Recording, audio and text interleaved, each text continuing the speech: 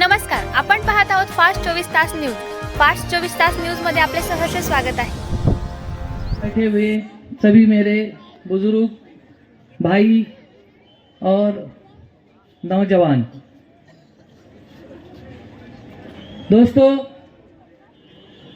75 साल पहले हमारा मुल्क आज़ाद हुआ और उसी वक्त डॉक्टर बाबा साहेब आम्बेडकर का संविधान इस देश में लागू हुआ। उसी संविधान को संविधान दिन करके हमने कुछ दिन पहले 26 तारीख को 5-6 दिन पहले मनाया। इस संविधान दिन को क्यों मनाया हमने? इसलिए मनाया कि ये संविधान दिन ने एक आम आदमी को ताकत देने का काम किया है। यही संविधान है जिसकी वजह से हमारे पास खासदार चुने जाते हैं, लोकसभा का हाउस है, आमदार चुनकर देते हैं। यही एक वोट से ये सब लोग प्रतिनिधि चुने जाते हैं और आज की निवडणूक जो होने जा रही है उसी संविधान की वजह से आज मैं यहाँ पर आपसे खिताब कर रहा हूँ, उसी संविधान की ताकत की वजह से। ये संविधान ने हमको ये ताकत दी कि एक गरीब आदमी जो बिल्कुल छोटे से मकान में रहता है वो भी एक ही वोट करेगा और जो शीश महल में रहता है, करोड़ों का मालिक है, वो भी एक ही वोट करेगा। तो ये ताकत हमको मिली हुई है और इस ताकत की वजह से इस निवडणूक को लिया जाता है और हर इंसान को बाअदब बामुलाइजा इस मतदार के सामने आना पड़ता है और उससे गुजारिश करनी पड़ती है।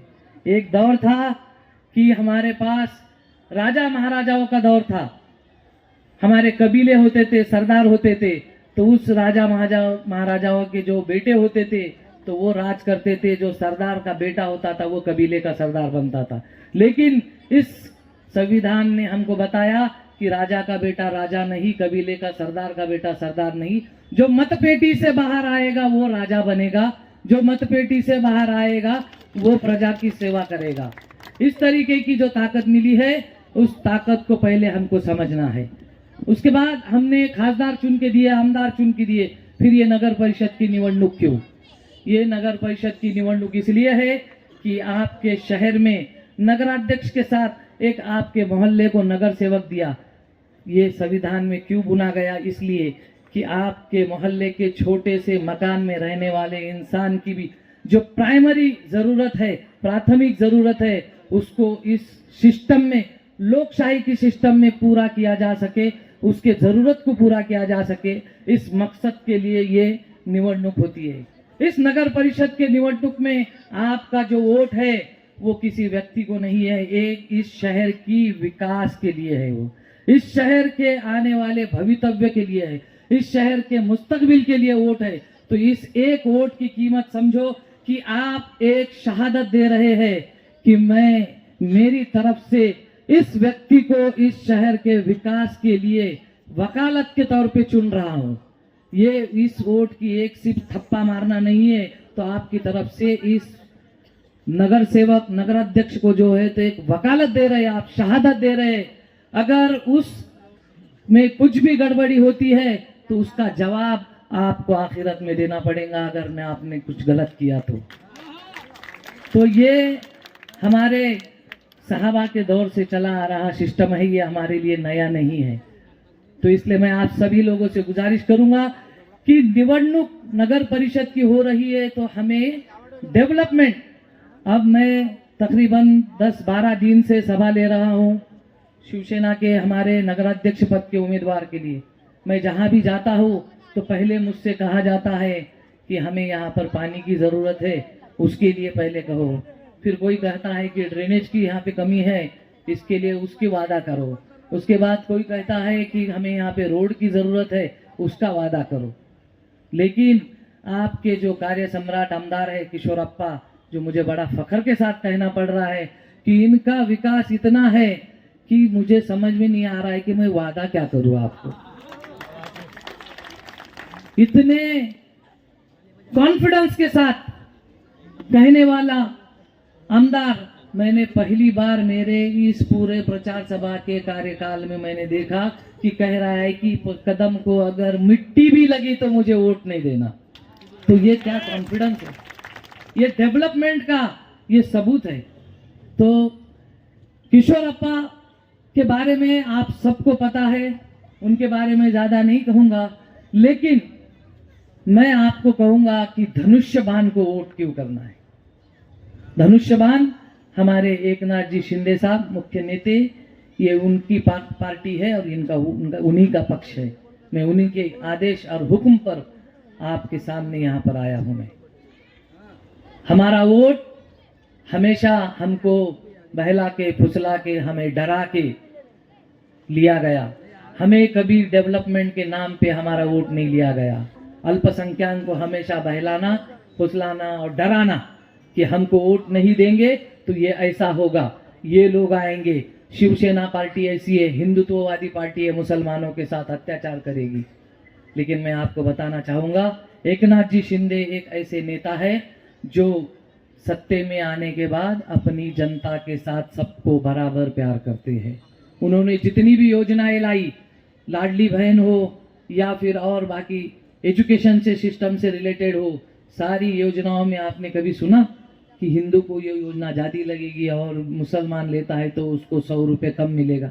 सुना ऐसा कभी? नहीं। तो फिर हमें ऐसा कोई मिसाल बताओ कि एकनाथ जी शिंदे साहब ने योजना बनाई लेकिन मुसलमानों को नहीं दी। ऐसी कोई मिसाल नहीं। ऊपर से जब वो मुख्यमंत्री बने तब उनके पास हमारी खुशकिस्मती अल्पसंख्यक खाते का मंत्री का भी कार्यभार उनके पास आया। आप रिकॉर्ड निकाल कर देखो, अल्पसंख्यक खाते में 5 विभाग है। आपको पता है, मौलाना आजाद, अल्पसंख्यक आयोग, वक्फ बोर्ड, उर्दू अकादमी और माइनॉरिटी एरिया के डेवलपमेंट। ये 5 विभाग के लिए संविधान में एक स्पेशल प्रोविजन है, स्पेशल इसका फंड्स का प्रोविजन है। लेकिन हमें हमारा रहबर कहने वाले जो पक्ष है ना, वो हमें कभी भी उन्होंने सिर्फ हमारे सर पे से हाथ घुमाने का काम किया। ये सारे बोर्ड्स 5 के 5 बोर्ड्स इतने कमजोर थे, चेयरमैन तो छोड़ो, मेंबर भी नहीं थे। तो एकनाथ जी शिंदे साहब जब अल्पसंख्यक मंत्री का कार्यभार लिया तो उन्होंने बोले ये अल्पसंख्यक भी, ये जनता भी मेरी है। उन्होंने सारे के सारे बोर्ड को मजबूत किया और जितना पैसा ये 5 विभाग को उनके कार्यकाल में मिला, 50 साल में भी अपने आप को सेकुलर पार्टी करने वाले पक्ष ने भी नहीं दिया।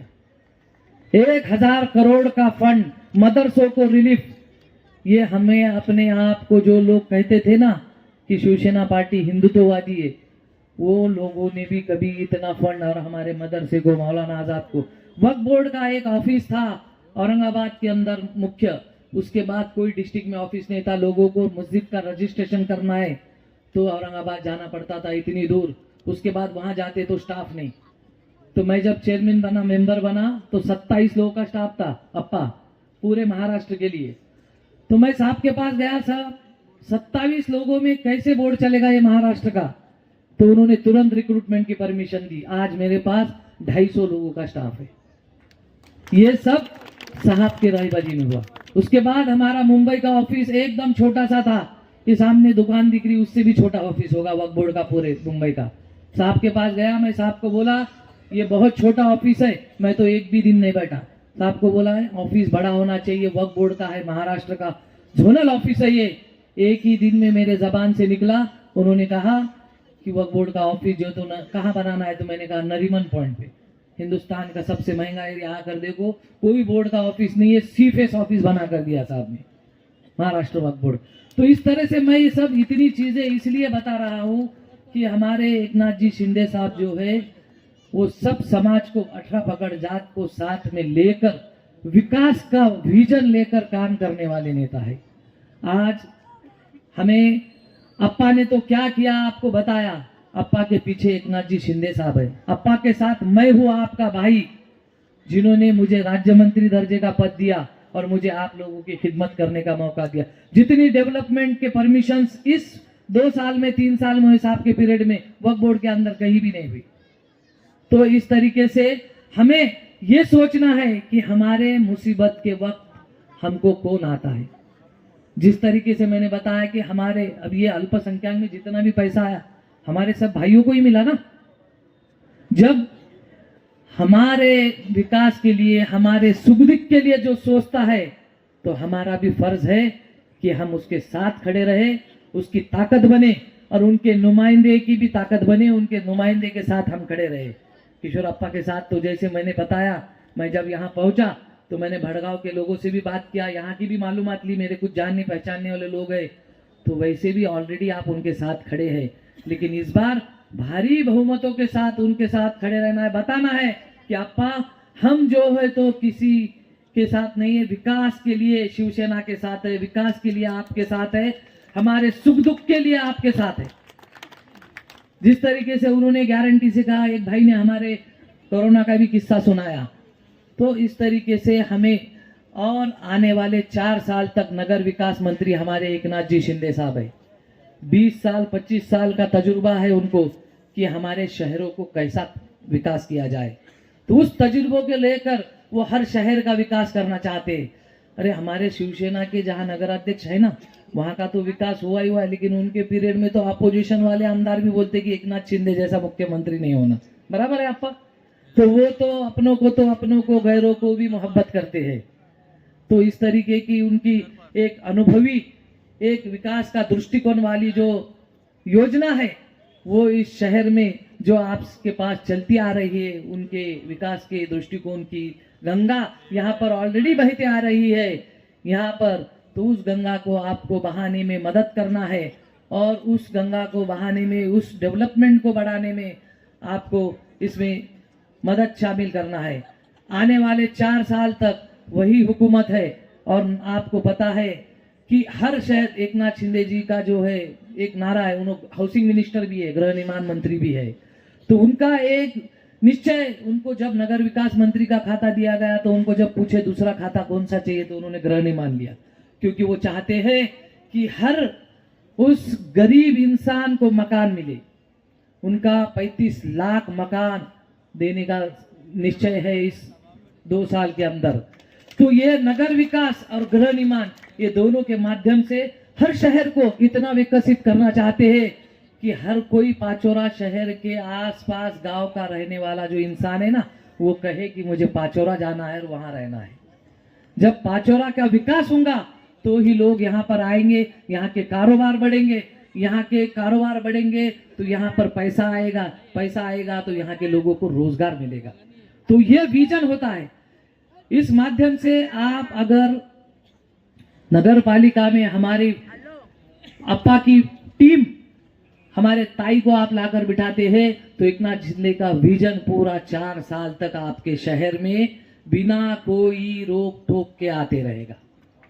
ये विजन, क्योंकि हम भी, मैं यहाँ पर आपके पास आया हूँ, अगर कुछ कमी रहती है तो मैं आपका भाई हूँ, आप मुझे डायरेक्ट फोन कर सकते हैं। वेबसाइट पे मेरा नंबर है महाराष्ट्र वक्फ बोर्ड के, तो मैं अप्पा के माध्यम से एकनाथ शिंदे साहब के पास जाकर यहाँ पर स्पेशली सभी समाज के लिए काम करूंगा, लेकिन स्पेशली मेरे जो अल्पसंख्यक भाई यहाँ पर सामने बैठे, उनके लिए आप जो कहे, जो जरूरत है इस शहर को, मैं उसको लाने की जिम्मेदारी, अप्पा की तो ताकत है लेकिन मेरा भी थोड़ा बहुत कुछ चलता है एकनाथ शिंदे साहब के पास। मैं जब उनके पास कुछ लेकर जाता हूँ तो वो तुरंत मुझे देते हैं, जैसे कि अपन अपने वालिदैन के साथ पास कैसे जाते हैं कि अब्बा मुझे ये चाहिए, तो उस तरीके से एकनाथ शिंदे साहब ने मुझे आज तक 4 साल में जो मांगा वो दे दिया। तो उस तरीके से मैंने तो खुद के लिए कुछ नहीं मांगा आज तक। मेरा कारोबार है, मैं बिल्डर हूँ, रियल एस्टेट डेवलपर हूँ, कारोबार में तो मेरे कारोबारी तौर पे तो उनका मेरे पीछे हाथ है ही, लेकिन जब भी मैं पब्लिक के लिए, कौम के लिए, समाज के लिए कुछ मांगने जाता हूँ, वो ना कहते नहीं है, वो तो कहते हैं कि समीर तू मागायला येतो, दुसरे तर मागायला पण येत नाही, तो मेरे को तो झोली भर भर के देते हैं वो। तो जब भी मैं वक्फ बोर्ड का चेयरमैन हूँ, यहाँ पर वक्फ एक्ट के अंदर प्रोविजन है, हम हॉस्पिटल बना सकते हैं, हम मकान बना सकते। गृह निर्माण की मैंने कहा सर आप गृह निर्माण के मंत्री है तो हमारे पास जमीनें हैं वक्फ बोर्ड की, तो इसको टाइप करके जो भी जमीनें वक्फ हुई है हमारे आबो अजवाओं ने, कि हमारे गरीब मुसलमानों के तकलीफ में, उनके ज़रूरत में, उनके तालीम में, उनके हेल्थ के लिए, उनके एजुकेशन के लिए काम आए, तो उस जमीनों का इस्तेमाल हम घर बनाने के लिए गरीब मुसलमानों को कैसे करते हैं। तो उन्हें बोले निवडणूक झाली की पहिली बैठक वक्फ मंडळाच्या आणि गृहनिर्माणची लावतो, आणि जितक्या अल्पसंख्याक वस्त्यामध्ये, अल्पसंख्याक शहरामध्ये त्या 35 लाख मध्ये तुला किती वाटा उचलायचे ते उचल।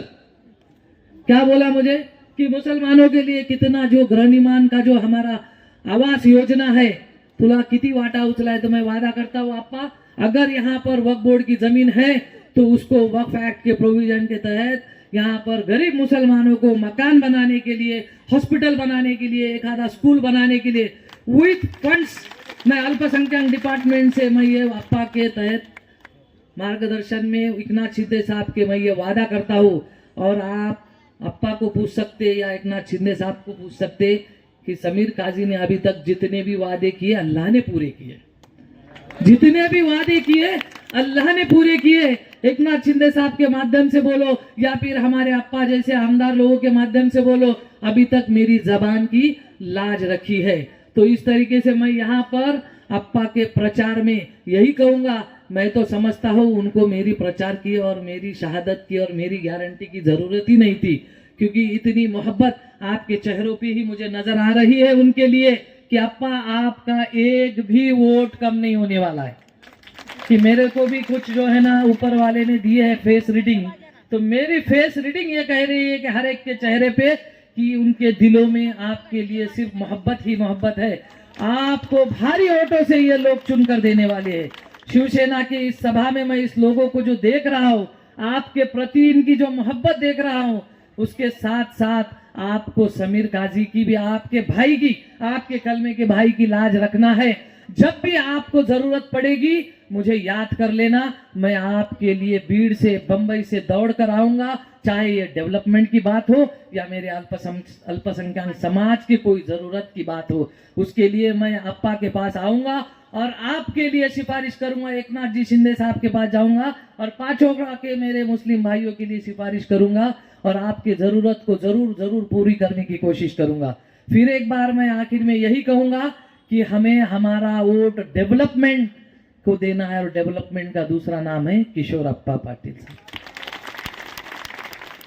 तो ये बताने की जरूरत नहीं है, तो उनके टीम को मजबूत करना है, उनके हाथ को मजबूत करना है। उनके हाथ को मजबूत करेंगे तो एकनाथ शिंदे साहब के हाथ मजबूत होंगे और उनका विजन हमारे सब समाज को लेकर चलने वाला है।